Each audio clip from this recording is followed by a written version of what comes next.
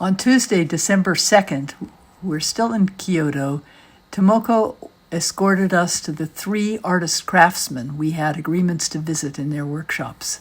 It was one of those magical days with so many highlights, insights, interesting conversations, growing comprehension. Just a wonderful, wonderful day. Sato-san was the first and just a charming man.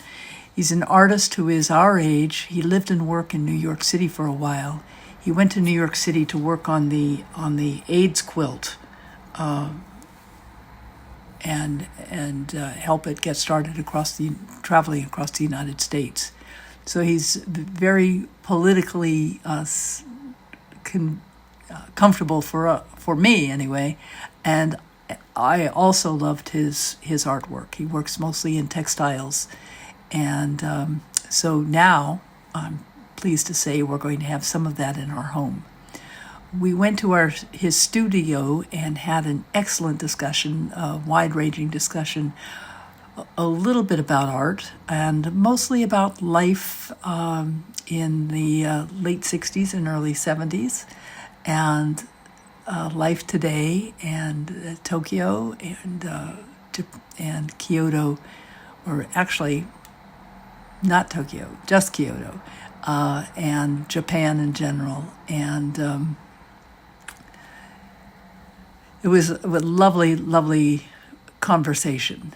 Then Tomoko and her driver picked us up, and we visited the workplace of Sawe Shoyo, who is the current leader in a long line of a family that has run a soy sauce making factory in Kyoto. And by a long line, I mean that building was amazing. It had charred wooden walls on the exterior from the 200 years ago battles that had taken place to reestablish the governance of that part of Japan. His family was pleased to have it, and he described to us how important it was that I guess the word would be the biome of the place stayed consistent, because it was absorbed into the taste of the soy sauce. I brought home some candy, which I am still doling out to myself about 1 piece a week, and it's soy sauce candy, hard to find. Lastly, we visited Hakuya Noguchi, who comes from a generations-long line of Japanese artists. For years, they specialized in making kimonos, and they were one of the top leading kimono manufacturers for the elegant ladies of Japan.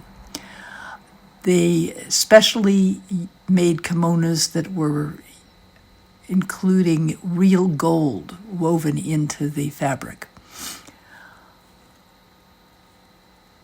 We stayed with him, and he explained that while the kimonos are getting out of style and that business is closing, his son and daughter-in-law are still building a business on art and using the styles that he learned, or using the techniques that he learned with textiles to weave the gold into textiles and make art from that. And that was very interesting, very detailed, and you'll see in the pictures, very detailed process that he showed us for how this was done.